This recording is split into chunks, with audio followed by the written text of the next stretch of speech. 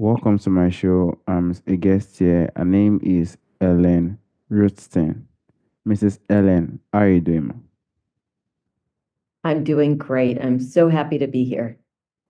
All right, thank you so much, ma. Firstly, you are a life transition coach. You are also an abstract painter. Can you please, ma, discuss more about yourself and how you are doing currently now, ma? I'd be happy to. I was trained as a painter at UC Berkeley, and I did that for many years. I had a gallery and I showed in exhibits and I sold my paintings. But eventually, I found it very frustrating not to know if I was going to sell a painting in 2 weeks, 2 months, 2 years. So I had to branch out. And so I eventually went into advertising and digital media and other areas like that. I did that for a long time until 2019, and I was laid off along with other people. Our company was downsizing, but I discovered that it was very difficult for an older woman in a young tech town, I live in San Francisco, to get rehired. And it was a big eye opener. And so I had to go through my own transition to figure out what did I really want to do? What about the jobs I had were important to me? How did I want to reconnect with being creative? And how could I turn what I have learned in all these years into something that could be helpful for other people? And so I decided I wanted to become a life coach. And I focused on, at first, helping people at the end of their careers. And then gradually it turned into helping people face any type of transition, from career transition at the end of their careers to during their careers, to moving, to having a baby, to having their children move away, to relationship changes, to whatever kind of transition somebody was facing. I can work with that person and help them understand their ambivalence, their difficulties, what is preventing them from moving forward. And then we collaborate together on how to make that happen. So that is what I am doing now. And I love doing what I do now. That's very nice. Thank you so much, ma. And are you also planning on writing a book currently now, ma? Someday, yes, I have been writing articles, which I enjoy. And someday, yes, I will write a book. I haven't laid out an outline for that yet or Mm. thought much about the timeline, but I do plan to do that. All right. Thank you so much, ma. Firstly, I would like to know, like, how do you personally, you know, define or how can you explain what Hegel apologetically means, ma? That is something on everybody's mind once you hit your midlife. You can't help but think about it, both how your body changes and how you perceive yourself in the world and how other people perceive you. I've found that I was very nervous about this, but now that I am doing something I care about in my life, that helps tremendously. I also make every effort I can to take care of myself physically. And so I've worked on that. And so I actually feel pretty good about the whole thing right now. And I would want to encourage other people to take some control over this. Make sure you're doing everything you can for your own physical health and your mental health, because all of that takes a huge toll and it affects how you feel about yourself as you get older and what you put out into the world, how people perceive you. So aging is something that doesn't have to be scary. You can also learn to appreciate the good things about it. I am much happier now than I was when I was decades younger. And I feel good about my body. I recognize things have changed a little bit. I'm less flexible, but Mm. I'm just as motivated to be mobile. And that really makes a huge difference. It's really about your attitude about it more than anything. Mm. Thank you so much, Mrs. Ellen. And what do you feel are some common concerns people have about aging, ma? Well, they have the perception that you don't know what's going on. In San Francisco, there's a lot of focus on technology. Mm. And there's an assumption if you're older that you don't know how to do it, basically. And to some degree, there's some validity. Wow. I know my son would roll his eyes at some of the things that he encounters with me and other people our age. But that's not necessarily true because if you're curious and you're interested, you can learn it all. And I can't believe how much I've learned, how much I don't know as well. So there's that idea that someone who's older is stuck in their ways, and that is not necessarily true. There's also the idea that with physical beauty, it's all about the outside. That is something that people think about when they're younger. When you get older, you realize that someone can be beautiful for the person they are, and that emanates from within. And so there's an outside beauty as well. But that's something that you can't appreciate when you're 20. It's only something you grow to see later when you and the people around you that you love have aged, and then you start to see that. Hmm. Thank you so much, ma.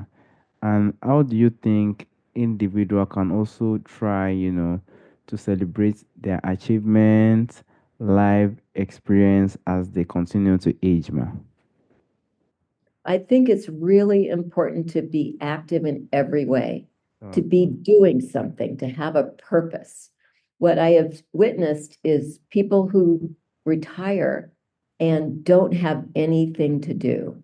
They dis they disintegrate emotionally and physically quite quickly. My father was a physician, a doctor, and he told me he noticed this with his patients.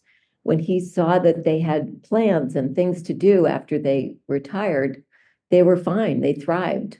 But those patients that just lived to retire and then had nothing else to do were in bad shape.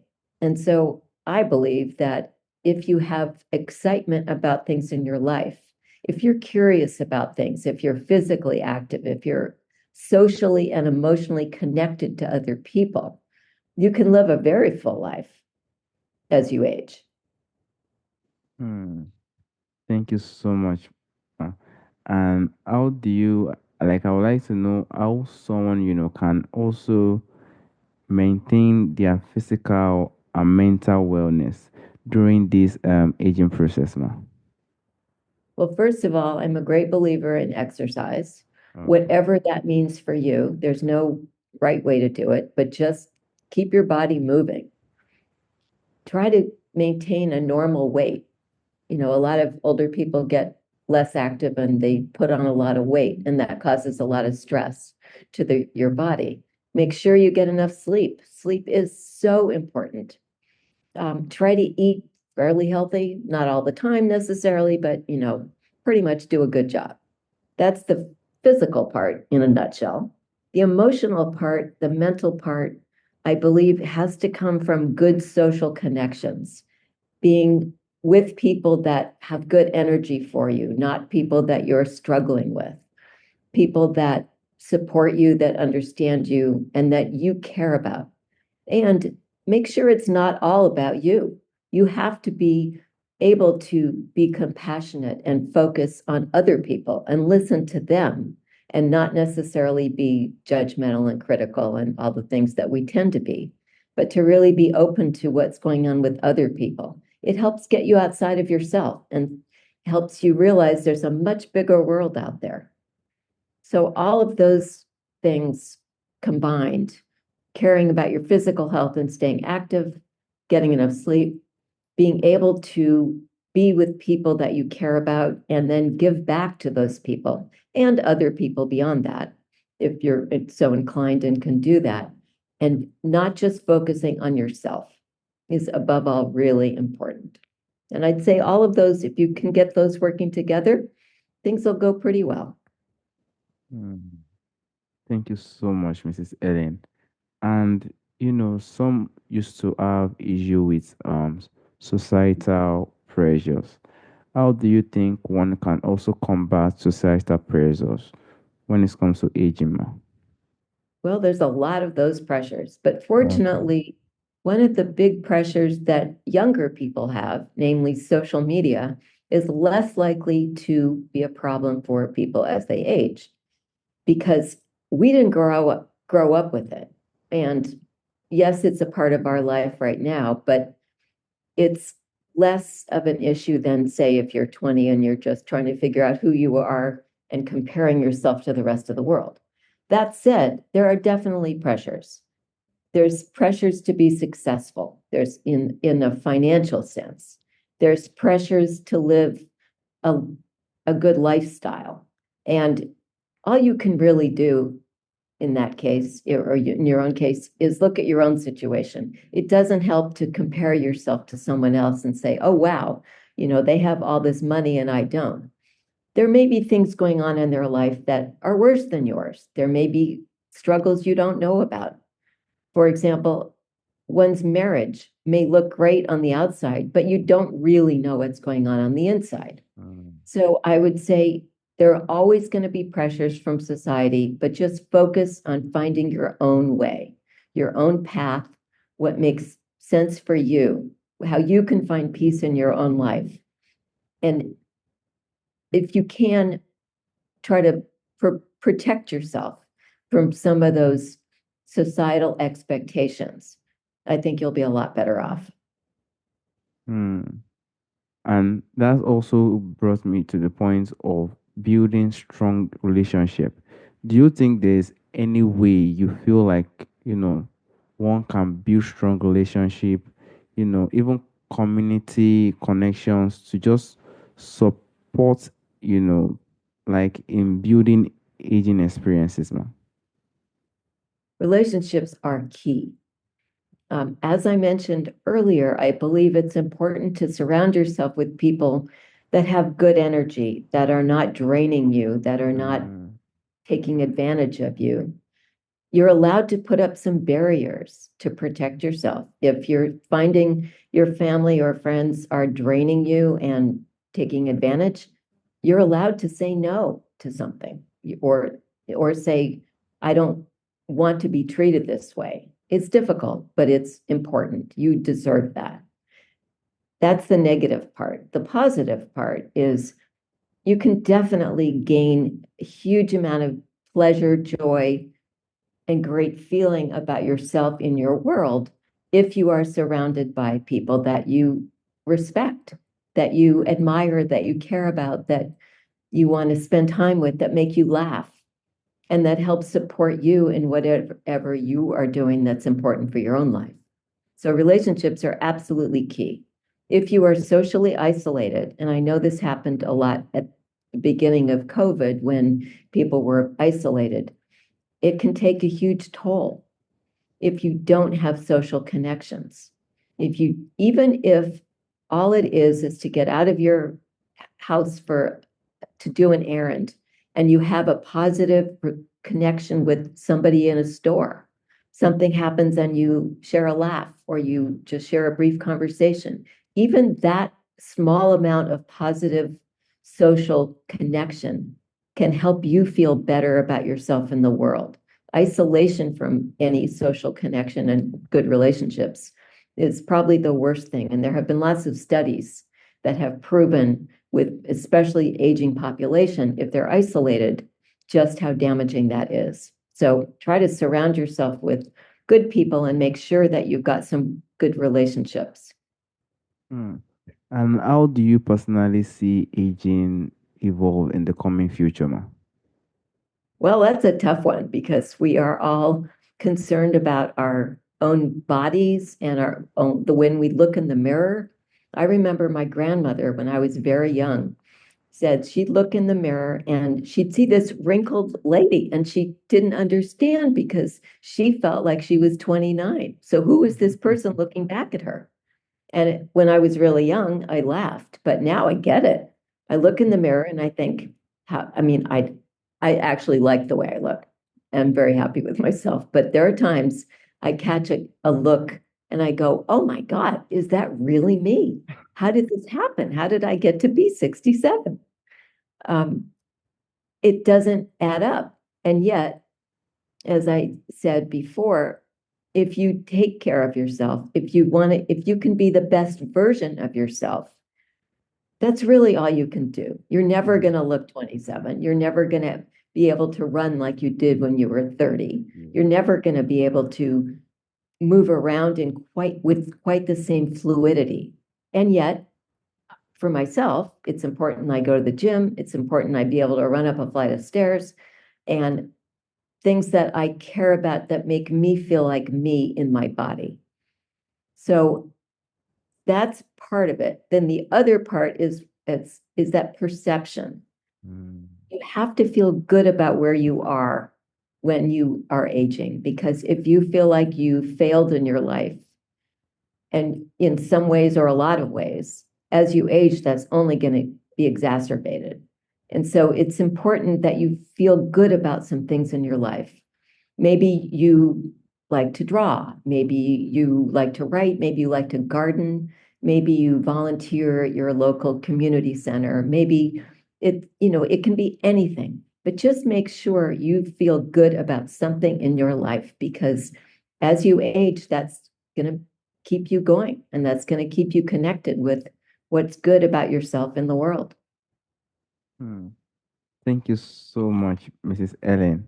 And what advice do you personally have for those who are still looking to pursue new career later in life, ma? Well, I find as a life transition coach, Yes. I love to work one-on-one with coaching clients, Okay. but I'm finding they don't fall from the sky.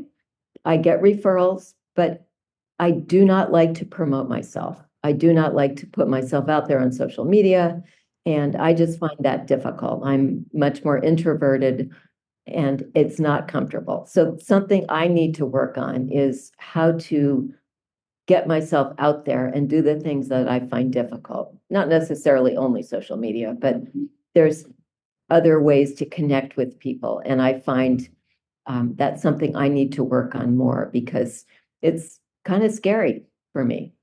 And we all have our areas that are scary, and that's mine.